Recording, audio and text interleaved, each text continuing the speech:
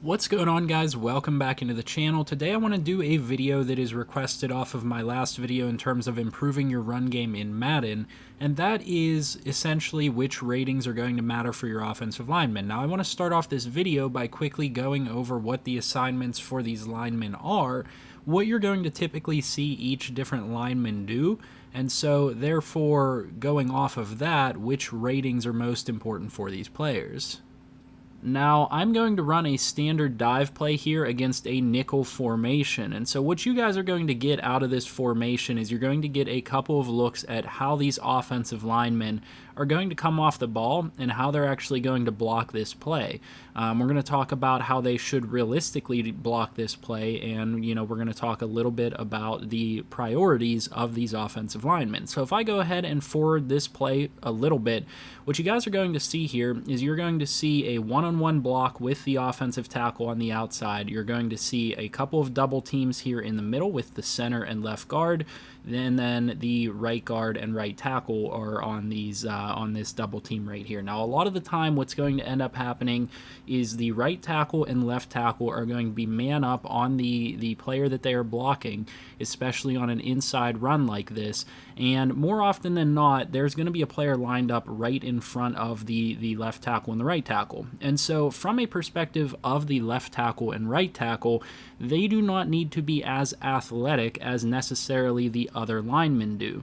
Now, this is generally speaking, these are players that are going to have a player right on them. So, I like to have athletic linemen at every single position, but that does not necessarily mean that you have to have athletic players at the tackle positions. What you will see is right here from the right guard, this is what you're going to expect out of your guards all the time. Your guards are supposed to be blocking up to the second level and leading the way for your running back. They are supposed to be blocking up to the second level, and they are supposed to get to the linebackers. So you can imagine there are a couple of different needs there for a guard, because guards, number one, have to be athletic enough to get there to compete with a linebacker, and number two, they have to be able to push this guy and impact block this guy enough to spring you for an extra run. But you guys are seeing pretty quickly what the standard assignment is for guards and for tackles. So this is kind of the standard assignment for a tackle. It's going to be a one-on-one type of thing,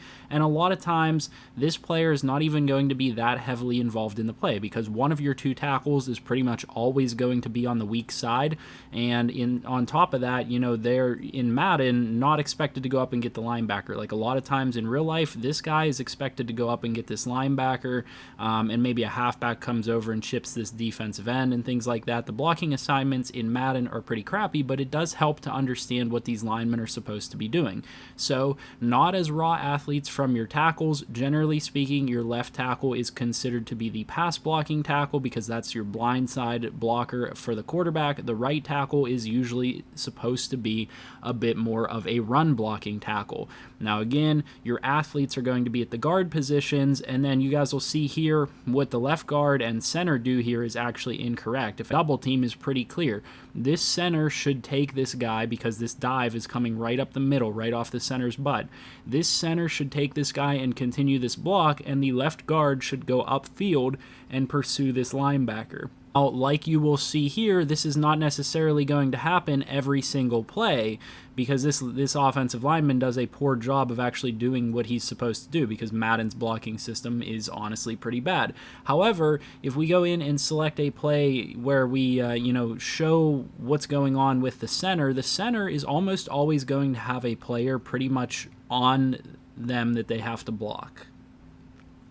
So with the center, like I said, you are generally speaking going to get a guy pretty much always lined up on the center. Now the center oftentimes in Madden does go upfield to block a linebacker, so you can expect to want to have a little bit of athleticism from your center. Now this isn't every single play, but you guys can see here, he kind of just skips blocking this guy. This is incorrect. This should be a double team all day, and they should be double teaming up to the linebacker, but this center goes straight up and blocks the linebacker. So What I would say is that in reality, in actual football, the center does not have to be super athletic because they're not going to be moving around a ton.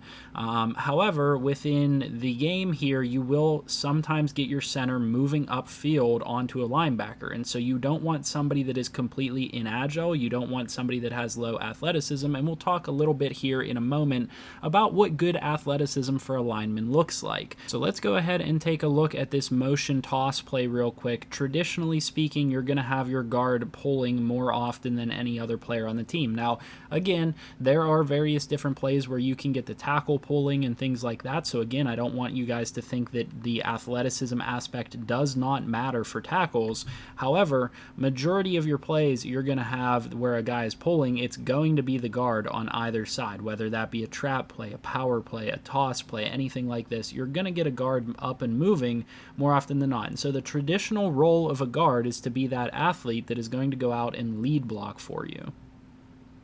All right, so how do we translate that into what we want to see in terms of our offensive linemen in the game? So from a general standpoint, your left tackle is going to look a little bit like Laramie Tunsil, your ideal left tackle. This is going to be a player that is very strong, very sizable, and it's going to be a player that has very good pass blocking ratings. You guys can see with Laramie Tunsil, 90 plus pass blocking in each category, 95 awareness, a little bit athletic in terms of his speed, acceleration, and agility. He's kind of an exception, I would say. Most guys are lower than that. But let's talk about that for a second, the speed, acceleration, and agility. So what's good for an offensive lineman? In terms of your speed and your agility, anything in the high 60s is like slightly above average. If you're into the 70s and high 70s, it's very good.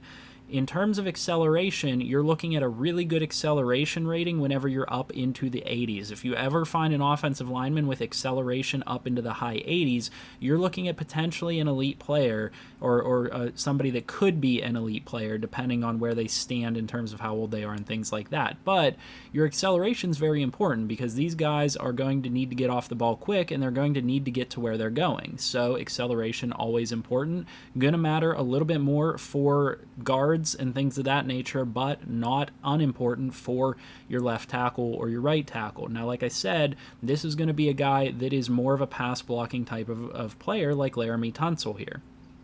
A lot of people will have their right tackle be more of a pass blocking player as well, because whenever you're going into your offense and, you know, we're bridging off of a thing talking about struggling running games, a lot of people that have struggling running games build both of their tackles to be pass blockers and often build all of their offensive line to be pass blockers. And so what you'll see often is another guy like Titus Howard at right tackle, a guy that struggles a little bit in terms of his run blocking ratings, and this is not going to do your offense any favors. So his pass blocking ratings are better than his run blocking ratings. You generally speaking want to have that right tackle, which would be more often than not the strong side tackle. You're going to want to have that guy be more of a run blocking type of player. So he is actually a really good athlete. This is a guy that I would consider a model athlete at offensive line. He's got 70 plus speed, close to 80 acceleration, and 70 plus agility. This is what you're looking for in terms of an athlete on the offensive line. And if you ever get your offensive line moving or you want them to block to the next level, this is what you're looking for. Now, let's talk about guards a little bit. So what's more important for guards? Well, in order to block what they need to do, number one, generally speaking, guards and centers are going to be going up against larger players than offensive tackles are. So edge rushers within the NFL are generally speaking going to be a little bit lighter and not as big, whereas interior defensive linemen, which is what guards and centers are going to be going up against, are going to be bigger and they're going to be stronger. And so your strength rating matters immediately a little bit more for your interior offensive linemen. Now again, better strength is going to perform better on the outside at tackle as well. I'm not saying it doesn't matter, but what I am saying is that in my opinion, it matters a little bit more for interior offensive linemen. And then what you're going to look at here is you're going to be looking for lead blocking and impact blocking. That is a key stat for an offensive lineman, an interior offensive lineman, whether it be a guard or a center. Guards specifically, like I said, they pull a lot and they're going to be getting upfield on linebackers a lot, so you want to have a good impact blocking and lead blocking rating. Anything in the 80s is pretty good. Anything in the high 80s and into the 90s here, like Netani Muti, is really good. This is what you want to see in your offensive linemen. Even if they don't have the greatest run blocking ratings in the world, he has pretty good lead blocking and really good impact blocking, and this is a guy that you can expect to get downfield and at least get on somebody that he's trying to block. Now, what I will say is that he's a little bit lower in terms of his athleticism, and so, this is not bad athleticism. This is somebody that I would certainly stick at guard and have no issues with it because he has 68 speed, 78 excel, and 72 agility. But what I will say is there are a lot of offensive linemen within the game that have much lower speed, much lower excel, and much lower agility, and those are players that you absolutely want to avoid putting at guard.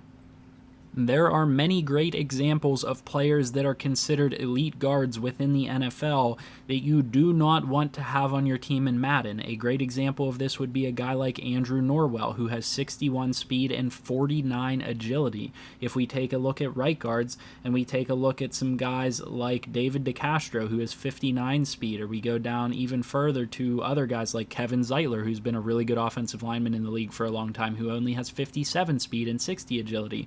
These guys are players that I see people trade for all the time in Madden, but they are horrible at guard. And now they are decent pass blockers because they don't have to go anywhere to pass block, but in terms of run blocking, they can't get upfield, they can't get around the edge, and they're going to kill your running game. If you've ever had your running game stall out because you get tackled because your guard or whatever doesn't get out in front of you and actually make a block, well, chances are good that that's because your guard isn't athletic enough to go out and get that block that he needs to get. So this is what you want to avoid. You want to have something more like this, where you have a guy that's in the 70s and 80s in terms of these ratings. Now, the other thing that it is worthwhile talking about here in terms of offensive linemen is that at offensive tackle, you're generally speaking looking for a guy that's above 6'5". So 6'5", 6'7", 6'8", whatever it is, the taller the better. That is just kind of the build of offensive linemen at tackle in the NFL. And then generally speaking, whenever you get to the interior, you're looking at guys that are 6'3", 6'2".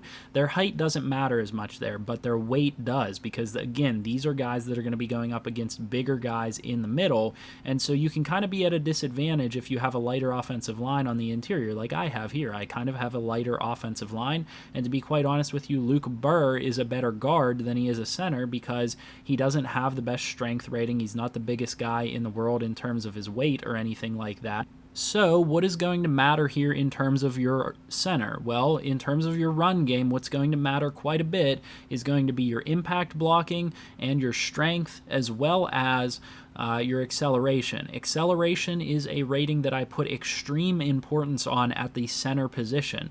I want to have 80 or better acceleration on my center, and the reason being for that is that I want this guy to get off the ball as fast as he can, not because he has to go anywhere, but because I want him to hit the player that he is targeting before that player can get off the ball. I want this guy to be quick. I want this guy to get on his block and get a push. And if you don't have good acceleration as a center, you will very often struggle to get a push with this player.